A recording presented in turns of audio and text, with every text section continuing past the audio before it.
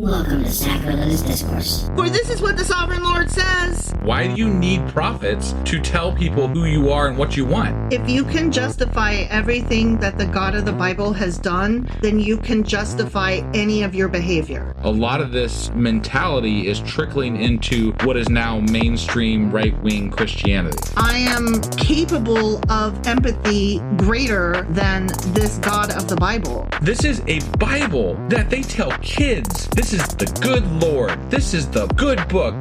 He is fantasizing about murder, mass murder. Head over to sacrilegiousdiscourse.com right now to find out how to leave us a review or support us on Patreon.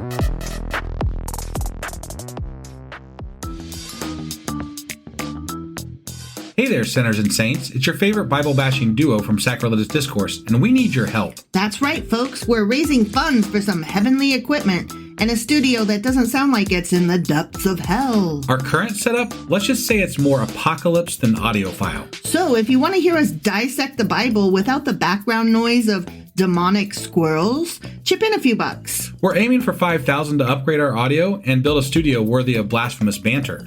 Donate today and help us spread the good word of atheism. You can find a link right on our homepage, sacrilegiousdiscourse.com. Every dollar counts. Even if it's from your collection plate.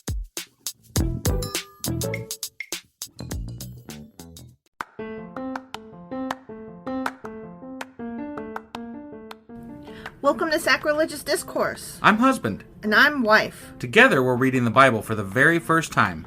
We grew up without religion and wanted to know what all the fuss was about. Well, what have we learned so far? That God is a dick, and apparently some people believe in talking donkeys? We're not trying to pass ourselves off as experts. Nope, we're just reading the Bible for the first time and giving our first take reaction. If you'd like to join us in this venture, you might consider starting at episode 1. Otherwise, jump in wherever you like. All right, let's go read the Bible. Yeah, let's get to it.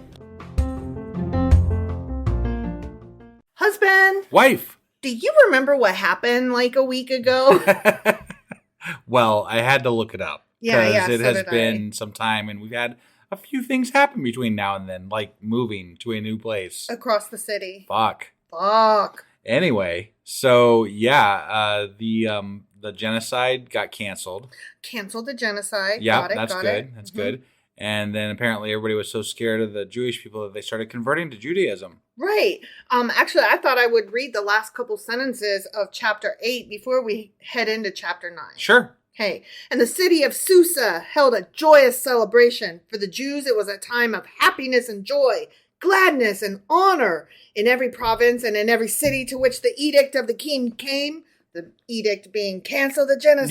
Yeah. And also the Jews could defend themselves and kill anybody who comes in their Hell way. Yeah. Right. There was joy and gladness among the Jews with feasting and celebrating. And many people of other nationalities became Jews because fear of the Jews had seized them. Yeah. Fair fear. enough. I mean, that's a good reason to become religious, is fear. I know. I always convert to a new religion when I'm scared of the old one. Definitely. Yeah. The fear always helps. Yes, fear. For sure. Fear that God. Right. All right. So that was Esther chapter 8. Sure as fuck was. From forever ago. Yes. And today we're going to be reading Esther chapter 9. Let's go do this. Okie dokie.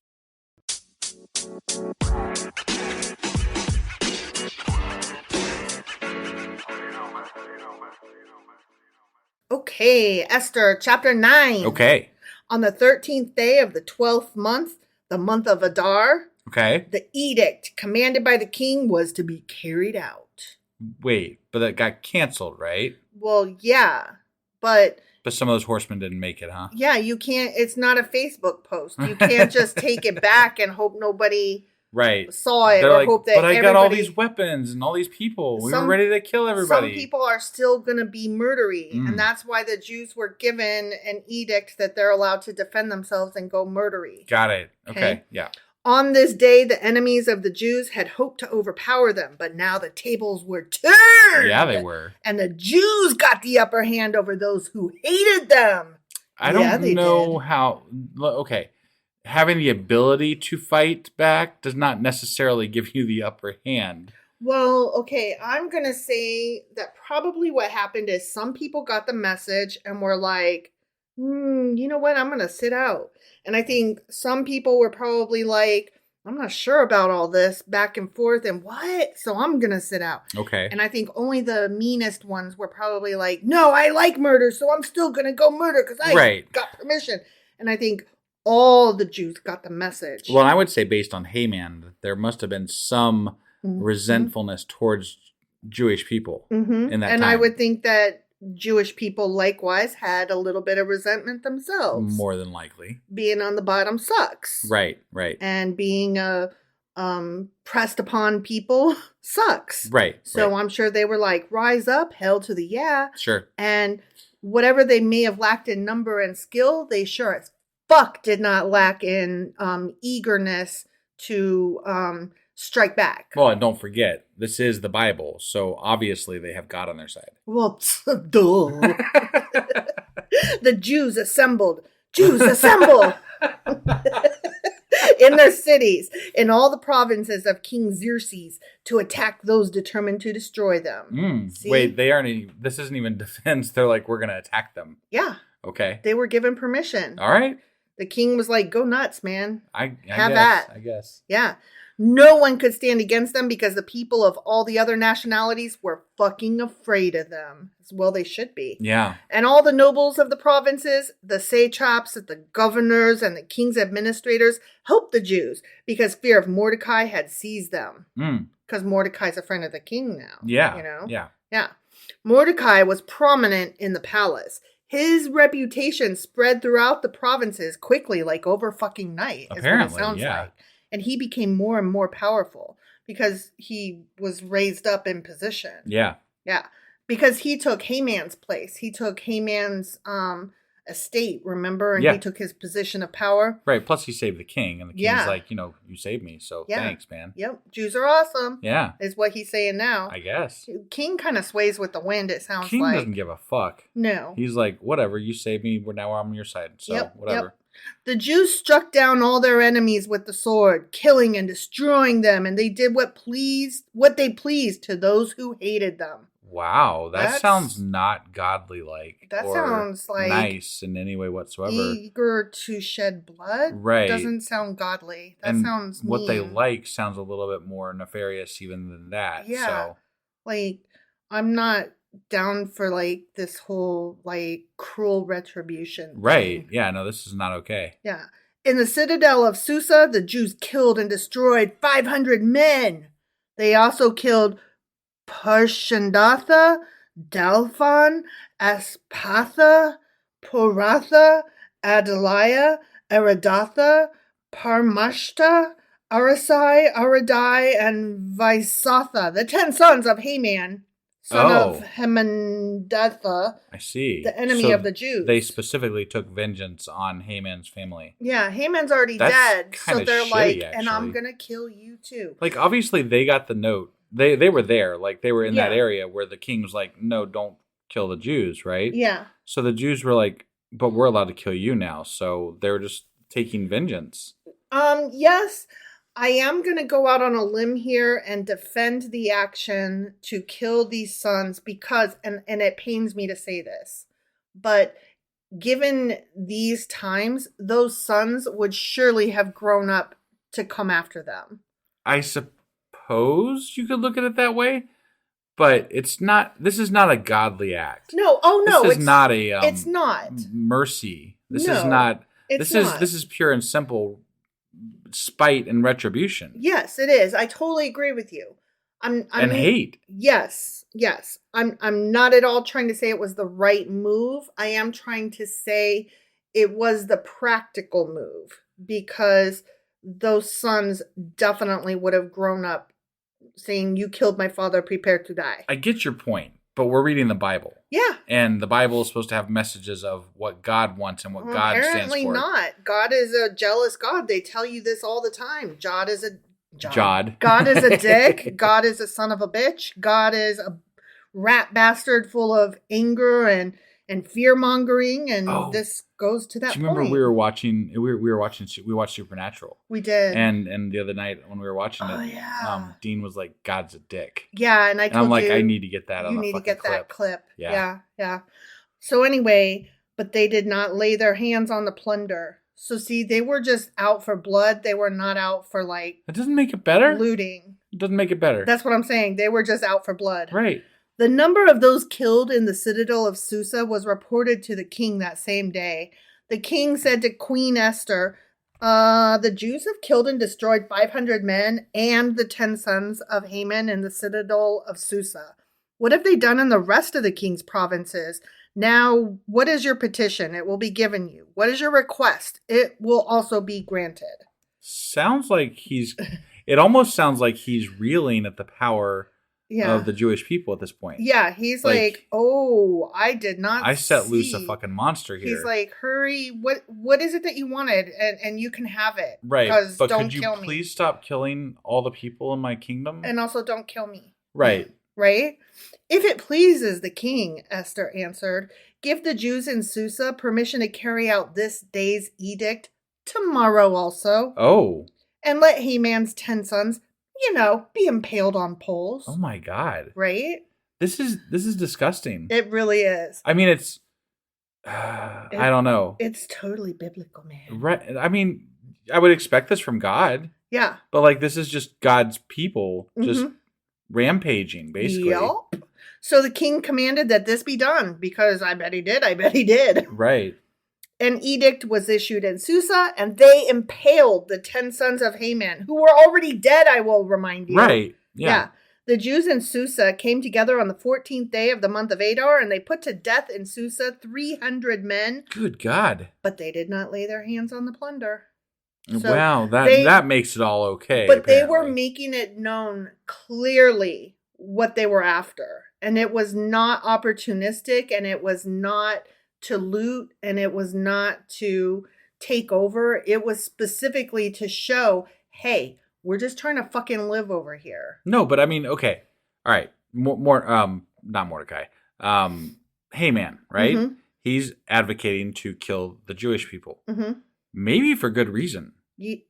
Given the opportunity, they did the exact same thing to him and his family. Yeah. I'm just saying. I'm not condoning either act, okay? No. But maybe all of those people all sucked, is what I'm saying. Yeah. Like in the Am I the Asshole? What is the one where they say you're all assholes here? Look, if somebody was trying to plan to kill me and then they didn't and then they ended up dead, I'm not going to go kill their fucking family. I'm not going to plan to kill 500, 800 people. No, you're just going to be like, that worked out well.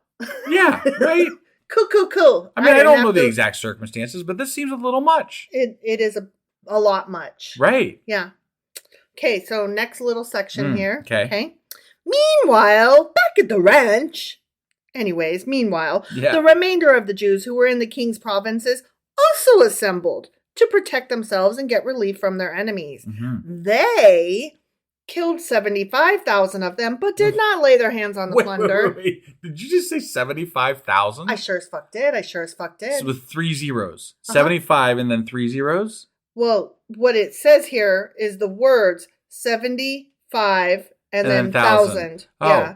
But so 75 fucking thousand people. Yeah. Okay. That's like a population. Right? Yeah. This happened on the 13th day of the month of Adar, and on the 14th they rested and made it a day of feasting and joy. Oh, yeah, as you would after you kill 75,000 fucking people. What? Do you think they washed the blood off of their hands before they ate? Probably, because they'd probably be unclean otherwise or some bullshit. I doubt it. I think that they reveled in licking blood. the goddamn swords. Mm-hmm. The Jews in Susa, however, had assembled on the 13th and 14th, and then on the 15th, they rested and made it a day of feasting and joy. Boy. That is why rural Jews, those living in villages, observe the 14th of the month of Adar as a day of joy and feasting, a day for giving presents to each other. Yeah. Well, yay!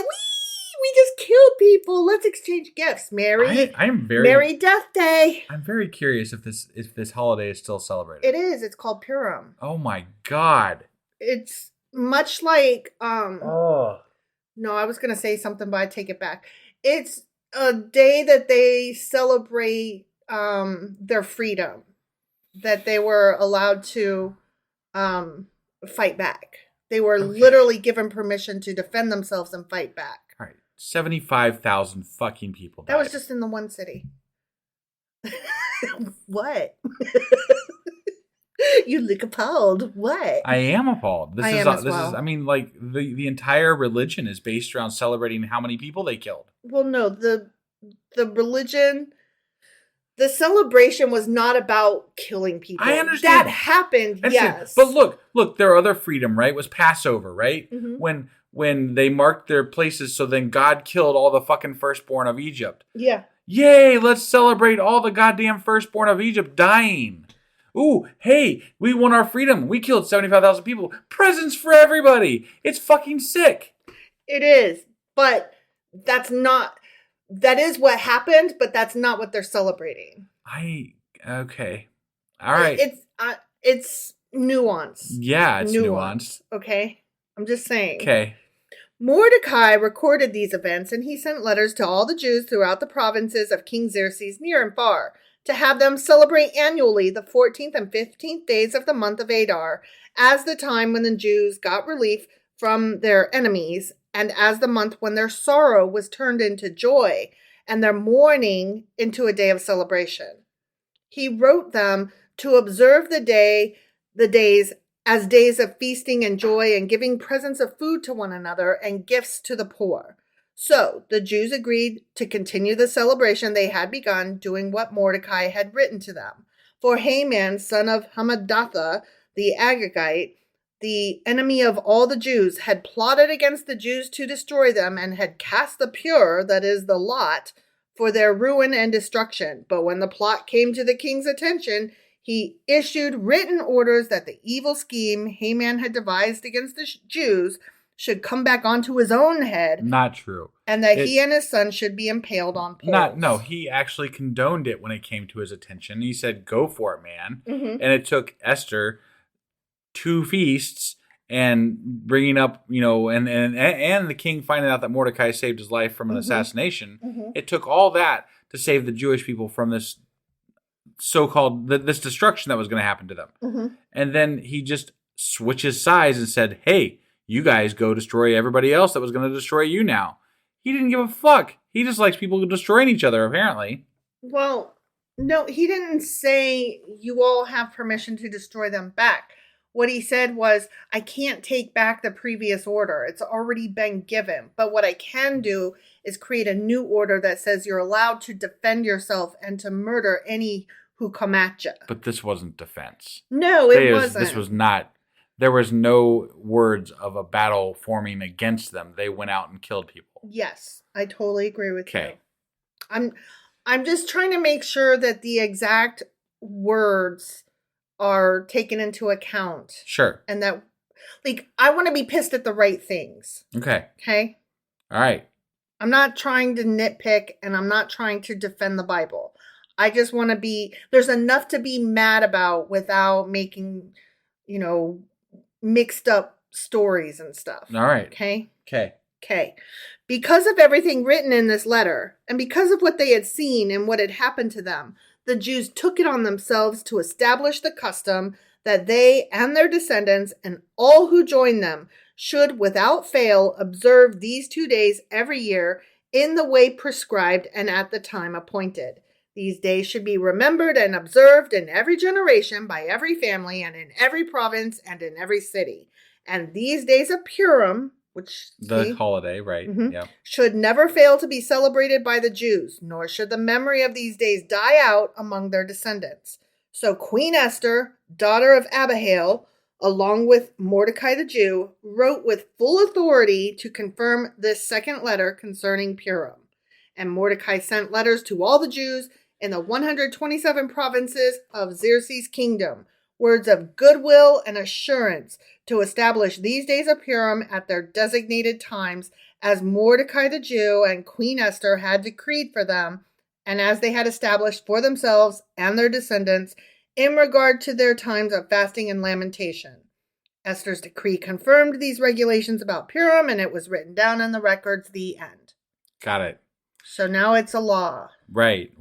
But it's funny to me, as much as I was bitching about the killing and everything else, mm-hmm. This is, based on other research that we did, mm-hmm. this is based on a fictional story. Mm-hmm. So it's really weird. Like somebody just wrote a story about this, and then they To based to explain the holiday? To explain the holiday, yeah. To explain the holiday. Yes. That's just weird. Yeah. After we finish the next chapter tomorrow. Yeah. And we do our wrap up, we will talk more about the holiday. Okay. Because, yes, that is what this story was for. Got it. All right. Well, that was Esther Chapter 9. Sure as fuck was. And tomorrow we will be back with Esther Chapter 10. We'll see you guys then. Yep. Bye.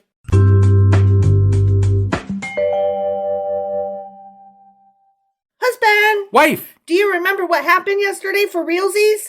Yeah. The Jewish people decided to kill a fuck ton of people. They sure as fuck did. And then they partied afterwards. They sure as fuck did. Yeah.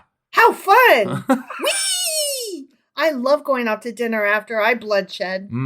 Good stuff. Murder's good old fun. Purim. Yummy! Good times. Yum, yum, yum, yum, yum. Yeah. So that was Esther Chapter 9. Yes, it was. And today we're going to be reading Esther Chapter 10. All right. Let's go do this. Okie dokie.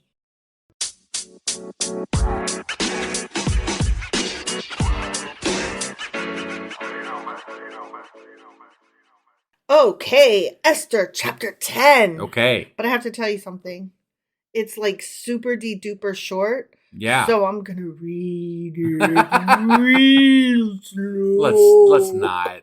No. Let's just read it and see what happens. You know, maybe it'll just be a nice break for us since we had all this moving shit that we've been doing. Yes, I know. I was just letting you know up front that it's super it is super very short. super short. Like if we just read it, we'd be done in like 30 seconds. We'd already be done. Yeah. Sorry for wasting your time.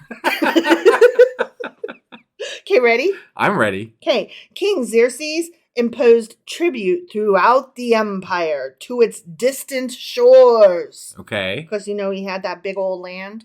All those land that belonged to him. Tribute. Is tribute like in like the Hunger Games where they have to like where each one of the little nations had to give up a tribute. Right. Is that what tribute is? No. Oh, okay. No. He imposed tribute. Okay. I'm guessing like taxes. So yeah, kind of like Hunger Games. But instead of giving me one of your kids to play in the Hunger Games and die, instead give me taxes. They didn't just give like the kids for the games. They also gave their crops or their whatever they made. That is true. Part of their tribute, quote unquote, was the goods they made. Right, but the kids were specifically called tributes. Right. That was to appease the, warmongering among them that like to... The capital. Yeah. Snow. President Snow. Yeah, that was their sick game. Yeah, their sick game. Okay, and all of his acts of power and might, together with a full account of the greatness of Mordecai, whom the king had promoted, are they not written in the book of the annals of the kings of Media and Persia? Are they not? Are they not? I don't know. Are they? Are they? Are they not? Not are they? Mordecai the Jew was second in rank to King Xerxes, preeminent among the Jews. I mean, he went from like Haman was like just like a guy, an official, right? He was high up there, right? He was second in command. Was he second? Yeah. Yeah, that's why he wanted everybody to bow to him. Oh, okay. Except for in that one story where it was like, and he also had an idol that he wore on his breast. That wasn't actually in the Bible, but it was in one of the midrashim. Right. Yeah. Okay, so preeminent among the Jews and held in high esteem by his many fellow Jews because he worked for the good of his people and spoke up for them, for the welfare. Are you dragging this out on purpose? Of all the Jews. The end. Wow. Okay. Yes, I was. So just one last little shot of, hey, Mordecai was awesome. He was great. He was really pretty great. He did great and was great. That's pretty great. I know, right? Yeah. Yeah, I was trying to like drag it out a little because that's literally it. That's it. And now we're done. Not only is that the last bit of this chapter. That's the last of Esther. Yeah. Esther's done. We're done with Esther. Esther's done. And now we know what Purim is, and we know that the Jewish people in this fictional story killed lots of fucking people. And, Mordecai's awesome, apparently. Well, I mean, he thinks he is. And the Jewish people think he is. Right. And Xerxes, obviously, thinks he is. And also, Esther is held in great respect as a great woman in history in the Bible. Yeah, that too. Yeah.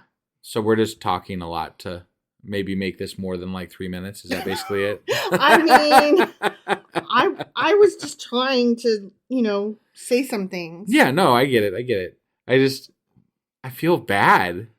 Like when we have an episode that's like so short like this, I'm like, I know. Like, sorry guys. I feel like we're cheating everybody. I know. Sorry about that. I didn't write this shit. You know what though? It gives us time to rest and go watch another, episode with our kid. So the 3 shows that we watch with our kid currently that we trade between are Doctor Who and Torchwood and Supernatural. And it just depends on our mood. Right. Yeah. Yeah. So that's what we're going to do. Right. That's what we're going to do. Our kid did not see Torchwood. We saw Torchwood, but our kid never saw Torchwood. Right. The other 2 are just rewatches. But also, we've been moving a lot. And we're so much. Fucking tired. Oh my God, you guys. Moving sucks. It really does. I hate it so much. Yeah, and we got more to do. More. Tomorrow, especially. More. That's Why? all. I'm just sharing. Can't it be done? I'm oversharing. Yeah. Anyway. Thank God we have a really good friend that's helping us, because otherwise, we'd be fucked. Honestly. Like, what the hell? Moving is hard. Yeah, we say every time we're never doing this again. Ever. We're going to hire somebody the next time. That's what we always say, and then we never do it. It's never the right time. Right. It's never the right... Can't do it at that time. Yeah. We'll get it next time. But we don't want to do it next time. No, this time we have a really good basement, and that's where all our shit is going. Right? Yeah. So anyway, now you know way too much about our moving. Mm-hmm. And we're going to get on out of here. Let's. That was Esther Chapter 10. Sure as fuck was. And the end of Esther. You sure as fuck was. But we'll be back. Tomorrow. I think we're doing tomorrow with a wrap-up. Not a Q&A? Well, I mean, it's I guess, there's only 2 chapters. And the last one was really fucking stupid. Nothing. Yeah. So we'll just do a wrap-up. I mean, we'll just call it one fucking chapter and little tidbit on the end. You're absolutely right. We're going to wrap it up. We're going to wrap this shit up. And then we're going to talk about the book of Esther, and I think I'm going to look up some Purim. I'm going to find out more about the holiday itself. Got it. Since that's what this whole is about. Yeah. Right. Yeah. So we'll recap the book of Esther, and we'll learn about Purim for our wrap up. And then, so that will be Wednesday? ? This is coming out on Tuesday. Yeah. So that's Wednesday. That'll be Wednesday. And then Thursday will be our Contradictions. And then Friday, I'm not sure. I don't know. We might just take a day off. I don't really want to start a new book on a Friday. That just seems lame. We'll see. Maybe we'll take Friday off, and then maybe that weekend we'll get back to our Patreon. Maybe we'll do a Patreon and a book club. Maybe that'd be a good idea. Why don't we do a Saturday, Sunday book club and Patreon? Well, now that we're done working this all out on our podcast, as we do, mm-hmm. We'll see you guys tomorrow for the wrap up. We sure as fuck will. All right, thanks, guys. Yep, bye.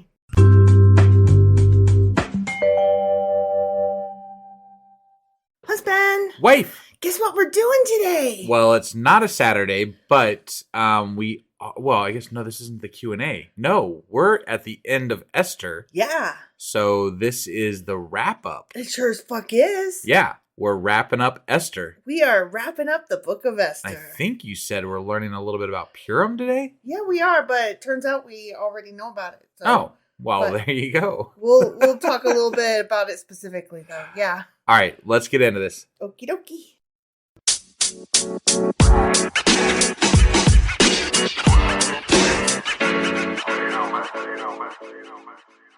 Okay, so to talk about Esther. Okay.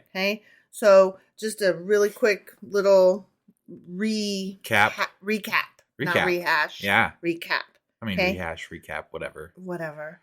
Esther is a young Jewish woman living in Persia during the Babylonian exile, right?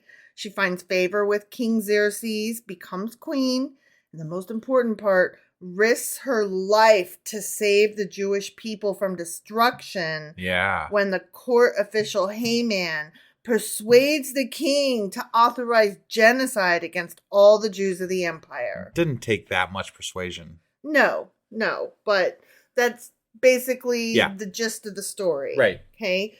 Themes include the preservation of Jewish identity while ensuring survival amid cultural pressures and hostile enemies in a foreign land. Got it. Okay. Yeah. And the purpose of the book of Esther is to keep alive for later generations the memory of the great deliverance of the Jewish people during the reign of Xerxes. Okay. Okay. Yeah. And it's to commemorate the birth of Purim that as a holiday. Yeah. And the obligation for its continued celebration. Got it. So they invented a story about this to justify a holiday. Yes or no. Some of that stuff may have maybe kind of happened, and then the holiday is to. You're Got probably it. right. I mean, whatever. Any reason for a party is a good reason, right? Right. Sure. And it's a great spring holiday. Okay. Right? Yeah. So, the date of composition of the book, we've kind of talked about a little bit. But here's something that we hadn't discussed. Okay. The festival of Purim had been observed for some time prior to the actual writing of the book. Okay. So, yeah, the holiday was already there. Right. And if I recall, you said that the book was written in like 200 AD or 300 AD? Maybe. Okay. The absence of Greek words and the style of the author's Hebrew dialect suggest that the book must have been written prior to the Persian Empire fall to Greece in 331. So 331 AD or BC? AD. AD. Okay. So it's sometime prior to that. Okay. Okay. Yeah. And the best guess is that it was written in the late Persian, early Hellenistic period, which would have been 4th century BCE. So, okay. Is that 300s or like what? When you say 4th century BCE, is that 300s or 500s? I thought BCE was before Christ, like the before zero. Okay. So I get my okay, if you say 19th century, that means 1800s, right? Right. So 4th century BCE would have been 300s or 300s, I guess. Okay, yeah. So I couldn't remember if it would go forwards or backwards. Do you understand what I'm saying? Sure. Okay. The important part here is that this happened before Ezra's return to Jerusalem. Okay. So that's the writing happened in 200 or 380, but the events are occurring in 500 years prior. Maybe. Approximately. Maybe. Okay. Not sure, honestly. All right. Well, the only reason I was asking and trying to nail you down on it is because some of the wording with regard to the words they used for Esther are very. You mentioned it when we were reading that they were very Christ-like. Mm-hmm. And it had if they wrote it in the 200 to 300 time period, that would have been when Christianity was coming to power and rise. Right. And so it's interesting the wording that was used. Yeah. To write that, I guess, if that's the case. That's the case. It's hard to say. I mean, okay. I don't know. I gathered all of this from various sources, not just Wikipedia. Right. So, that makes it a little bit guessy. There's no actual nailed down date, but some people might guess around 200 to 380 when it was written. Yeah. With the occurrences happening 500 years prior. Exactly. Approximately. Exactly. Okay. So the author, we don't know who wrote it. Right. Right. But we can guess a few things. Okay. Based on the story itself. Yeah. Okay. The emphasis on the origin of a Jewish festival and the fact that there's so much Jewish nationalism throughout the story make it clear that the author was obviously Jewish. Right. Okay. I mean, that kind of goes without saying, but does it though? I mean, Right. It could have just been a scholar or a historian, but it was definitely a Jewish one. Right. Whoever it was. Sure. Okay. Also, the fact that they're sympathetic to the Jewish cause and not the Haman or Xerxes. Yeah. You know what I'm saying? Yeah, that makes it's definitely written by Jewish. Yeah. Yeah.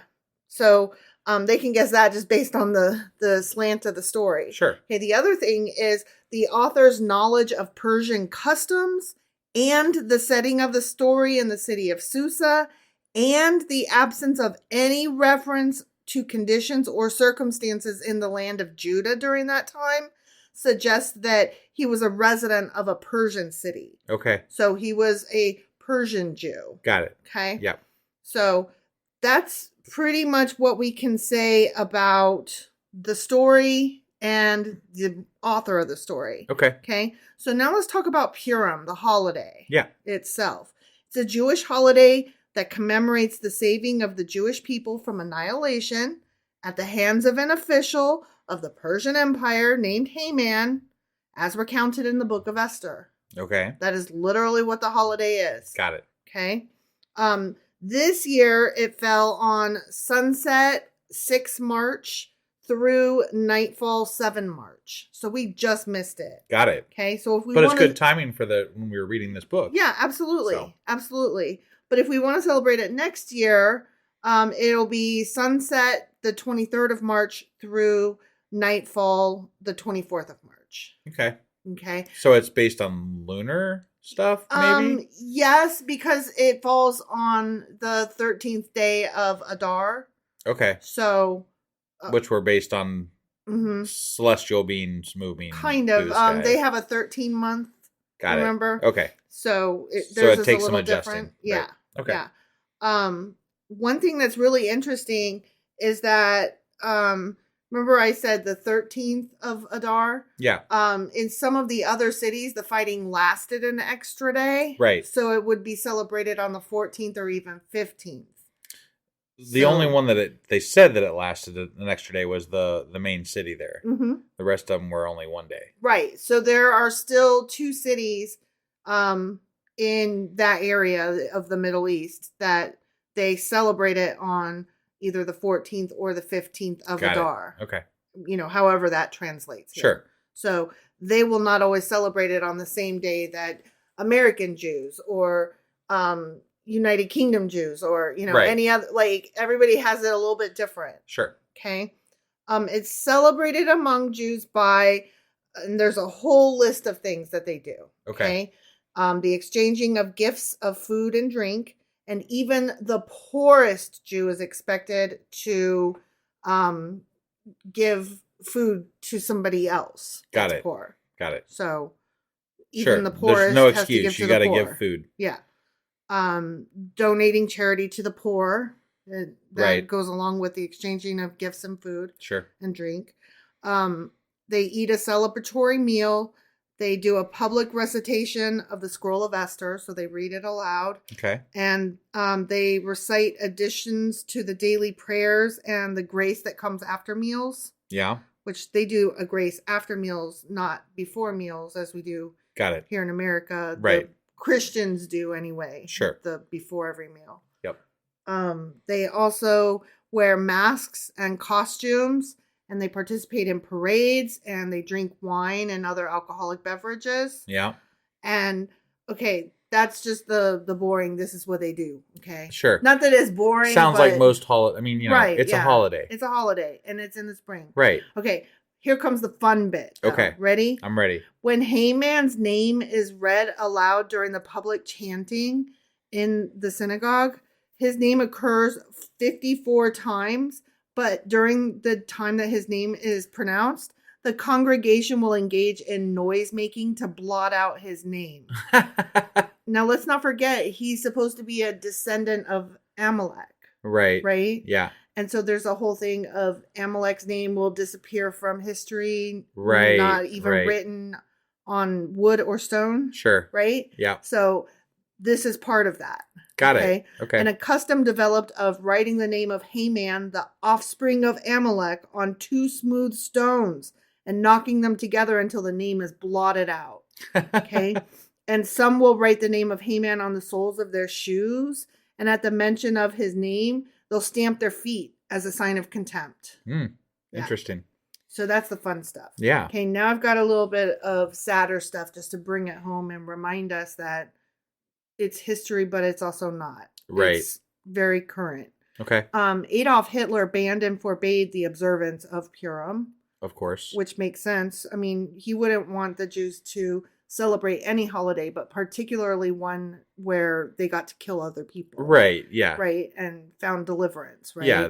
That one specifically goes against, subjugating them. Yes, exactly. And on Purim in 1942, 10 Jews were hanged to avenge the hanging of Haman's 10 sons. And in a similar incident in 1943, the Nazis shot 10 Jews from one of the main ghettos.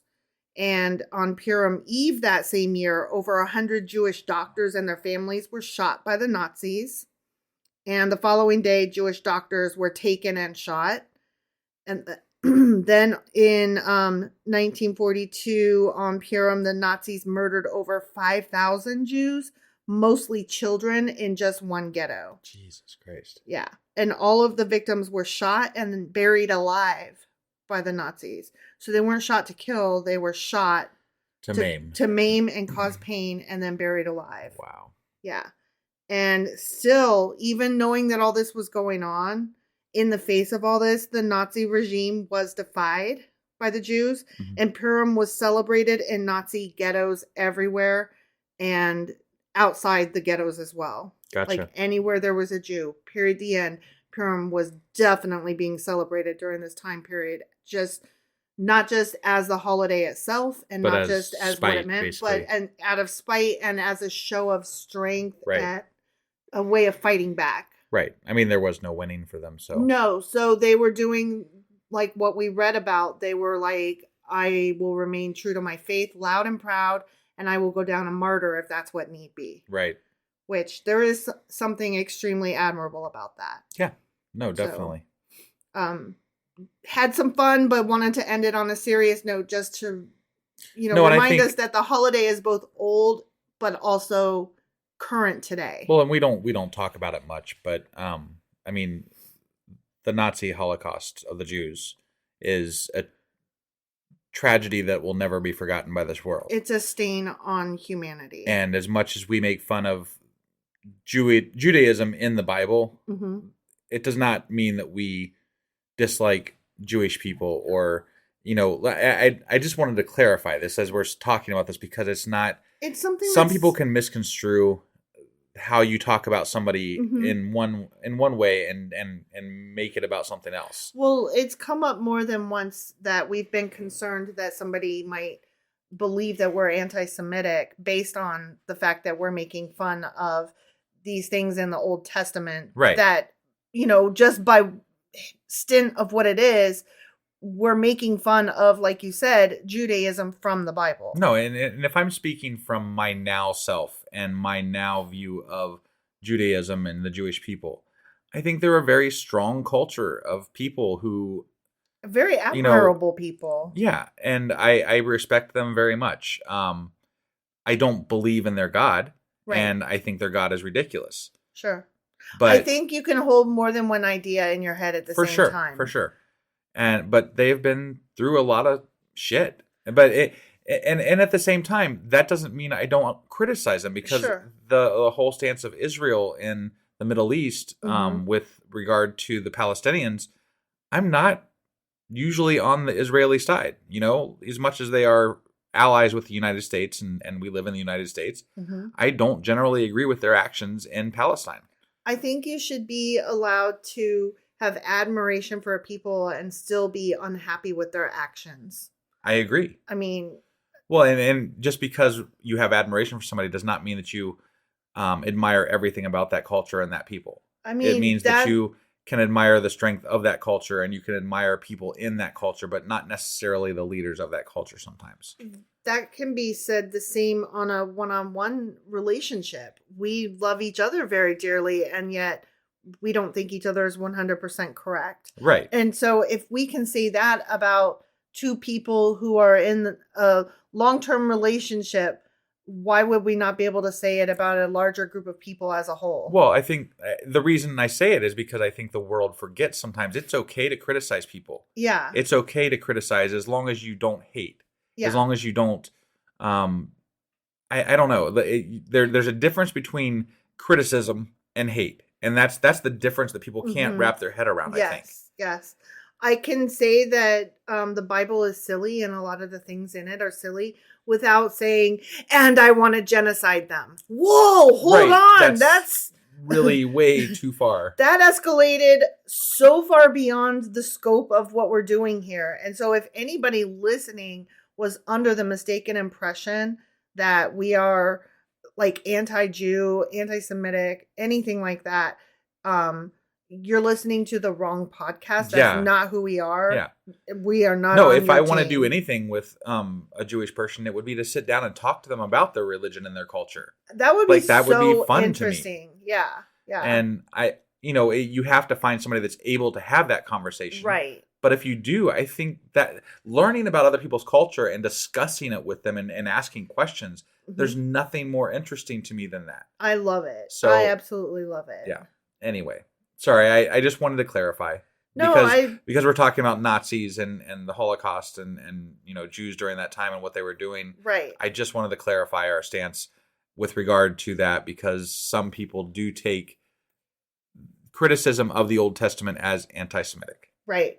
So and understandably so. I think it bears us reminding ourselves of that every once in a while, of how we might come across, and remind ourselves that, okay, the people then are the same as, but also different from the people today. Right.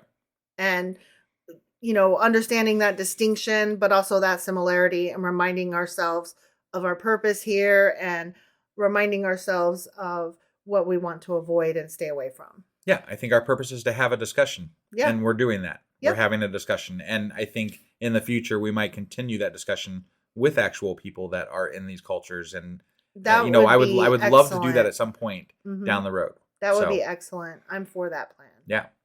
All right. Well, that was our wrap up for Esther. The book of Esther is done, son. We got one more episode for Esther. It'll be a Contradictions episode, which I think we're going to be doing tomorrow. Yep. And then we'll be doing a couple of special episodes, I think, for the book club and the Patreon. Mm-hmm. And then we'll be getting into, do you know what the next book is? Is it Job? I think it's Job. Is it really? I can double check myself here. Okay. And if you need to cut some time here, you can.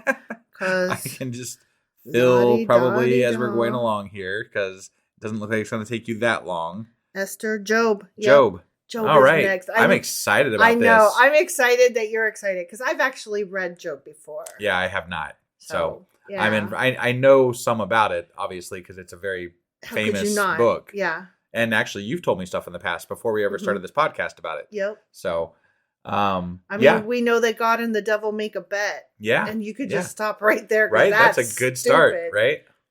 I'm excited. This was a good story, though. Esther was a good story.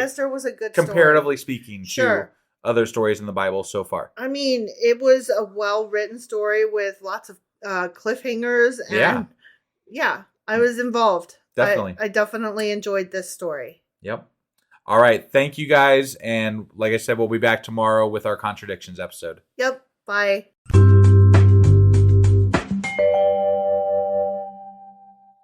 Husband. Wife. Do you know what we're doing today? We're doing Contradictions today for Esther. False. We're doing You're Always Wrong. Why do I always got to be wrong? That's the game. That's the way this is a game. This is torture. This is a game, and it is so fun. For you? Uh-huh. Okay. Well, you got some good ones? Okay, sure. Wow, that's a big sell. Right? Awesome. I can't wait for these. Exactly two. It was a short book. It was a short book, and it wasn't very Goddish. Okay. All right, so there you go. All right, let's get into this, I guess. Let's.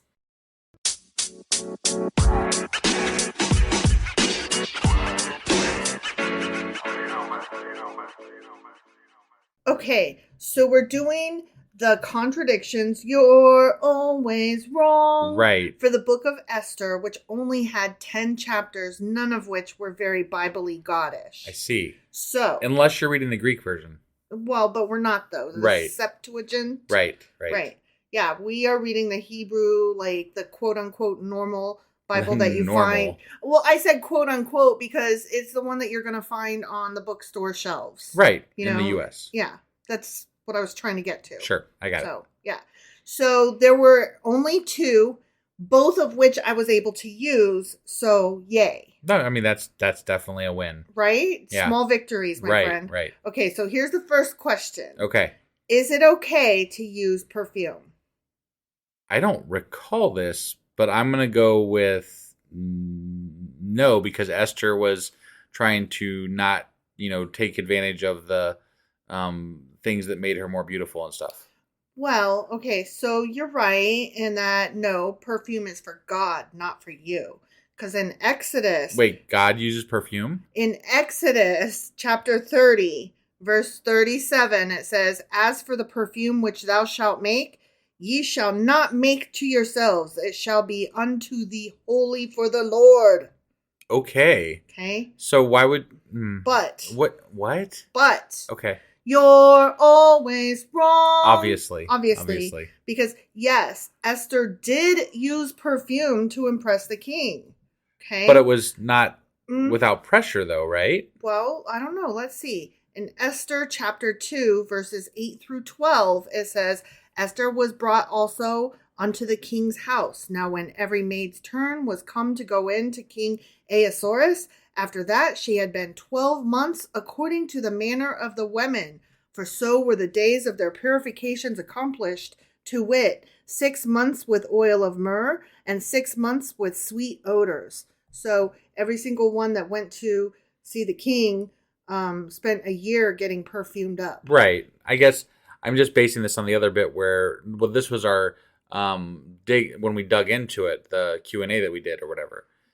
There was the bit where... But those all came from the Midrashim. Right. So but there were stories of her, in the Midrash, there's stories of her not wanting to utilize the things that made her more beautiful. But those were not from the Bible. Right, not from the Bible. I got it. So, she was one of God's favorite women. Yeah. And she used perfume to win the king. Okay. So it's all good. It's all good. Unless you're in Exodus. Or it's not all good. Right. Right. It just depends. Right. Okay. Here, the next question I was actually appreciative of. Because remember how they kept referring to Haman as an Agagite? And I had never really heard of Agagites. Sure. Well, Agagites are Amalekites. Okay. It's the same word, interchangeable. Okay. And Amalekites, I don't know if you recall, come from Amalek. You've mentioned that in something else we were going over, but yeah. I mean, I didn't recall that until you brought it back up. Right. So was Haman an Agagite or Amalekite? Yes or no? Yes. Yes? Okay. Right. So according to Esther chapter 3, verse 1, after these things did King Ahasuerus promote Haman, the son of Hammedatha the Agagite, and advanced him and set his seat above all the princes that were there with him. Okay. So yeah, he was totally an Agagite or an Amalekite. Right. So yes. However, you're always wrong. Yeah. Because Agag and all the Amalekites were killed in a God-ordained genocide, remember? Yeah, I remember that there was lots of those that he never actually did. But yes, I do remember that. According to 1 Samuel, not that long ago, I'll remind you. Right. Chapter 15, verses 7 and 8. And Saul smote the Amalekites, and he took Agag, the king of the Amalekites, alive, and utterly destroyed all the people with the edge of the sword. So remember, he killed all the Amalekites. Yeah, they're all dead. They're all dead. Right. So how is there one? Because the Bible's always fucking wrong. Because the Bible says they killed them all, when really what they meant was a lot. They killed a lot of them. Yeah, not all of them. They love to exaggerate. Yeah, exactly. It's kind of like when you ask somebody, how many slices of pizza did you have? And then you answer like, 1 or 2, but really you ate like most of the pizza. Right. Yeah. You downplay in the places that it's good for you to downplay, but then you exaggerate and make the fish so much bigger than the one you actually caught. Right. Yeah. So lots of exaggerations in the Bible. Be that as it may, you're always wrong. Apparently. Mm-hmm. Yeah. So, I mean, all in all, we had a good book to read, and very few contradictions. And you knew the answers to both of the questions. I also didn't know the answers to both of the questions. You knew the answers to the questions insofar as if we were not being bullshitted by a bullshit story in a bullshit book. You knew the correct answers. Right. Okay? Yep. So you're always wrong, but it's not your fault this time. Yeah. No, I mean, it's usually not. It's very rarely my fault. It's mostly the Bible's fault. With regard to the Bible. Yeah. Yeah. In life, we're not covering life here. We're covering the Bible. Yeah. In the Bible, it's seldom What's life got to do with our podcast? Oh my God. So anyways. All right, guys. That was the book of Esther. That was the book of Esther. We are done. We are moving on to Job. We are. I'm really excited about Job. Yeah. We do have a couple special episodes coming up this weekend. I think we might take one day off just because we gotta reset and start a new week. Yeah, and hopefully we'll be a little more settled into our new digs. Right. Oh, and I need to apologize. I thought I had posted yesterday the wrap up. I thought I had posted it last night to come out this morning. Or, well, as you're getting this one, it'll be yesterday morning. But I didn't. And so I didn't get it out till late last night. And I'm sorry about that. Sorry, guys. That was my bad. That was your bad. You are always wrong. If you were on Patreon, I did manage to get it on Patreon. Well. So you were the lucky few that got it if you were on Patreon. Yeah. But just one more somehow reason. I didn't click that final button or something on our Acast. So just one more reason to get on Patreon, because if we fuck up everywhere else, we're the least likely to fuck up with our loving supporters. Well, I generally do that one first because they're supposed to have the earliest access and all that kind of stuff. So they almost always get things correct or before or whatever. Yeah. But the fewest mistakes. That doesn't are made mean that with we don't Patreon. want to get it out to you guys. I am really sorry I didn't get that out on time. Totally true. But that being as it is, I did it and now it's up and sorry. Now everybody gets it. And now let's go to Job. Yes, Job. All right. Thank you guys, and we will see you either this weekend for our special episodes or tomorrow for Job. Monday. That's what I said. Monday for Job. For Job, because yeah, we have the weekend first of special episodes. Okay, look. Since we moved, I've not had my calendar up. I have no idea what day of the week it is half the time. Right. And I'm a mess. I'm just a fucking mess. Yes. So, yes, Monday for Job. Sorry, bye. All right, bye.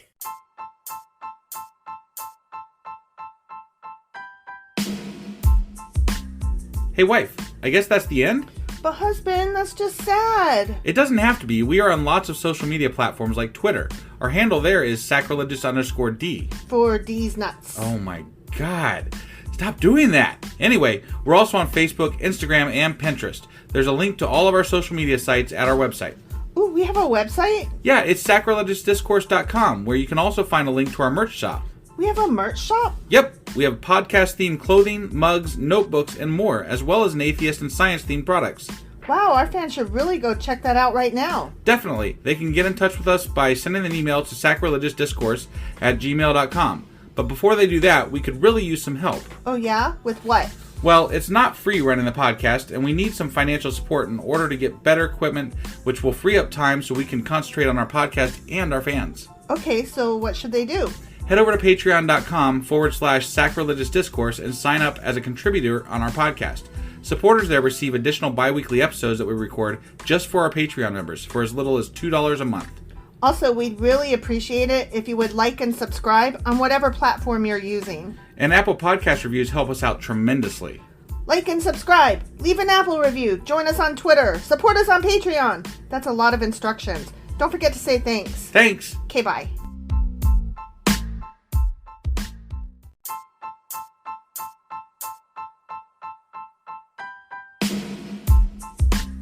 Hey, wife, I guess that's the end? But husband, that's just sad. It doesn't have to be. We are on lots of social media platforms like Twitter. Our handle there is sacrilegious_D. For D's nuts. Oh my God. Stop doing that. Anyway, we're also on Facebook, Instagram, and Pinterest. There's a link to all of our social media sites at our website. Ooh, we have a website? Yeah, it's sacrilegiousdiscourse.com, where you can also find a link to our merch shop.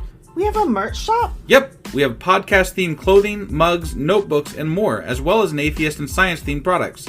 Wow, our fans should really go check that out right now. Definitely. They can get in touch with us by sending an email to sacrilegiousdiscourse@gmail.com. But before they do that, we could really use some help. Oh yeah? With what? Well, it's not free running the podcast, and we need some financial support in order to get better equipment, which will free up time so we can concentrate on our podcast and our fans. Okay, so what should they do? Head over to patreon.com/sacrilegious discourse and sign up as a contributor on our podcast. Supporters there receive additional bi-weekly episodes that we record just for our Patreon members for as little as $2 a month. Also, we'd really appreciate it if you would like and subscribe on whatever platform you're using. And Apple Podcast reviews help us out tremendously. Like and subscribe. Leave an Apple review. Join us on Twitter. Support us on Patreon. That's a lot of instructions. Don't forget to say thanks. Thanks. Okay, bye.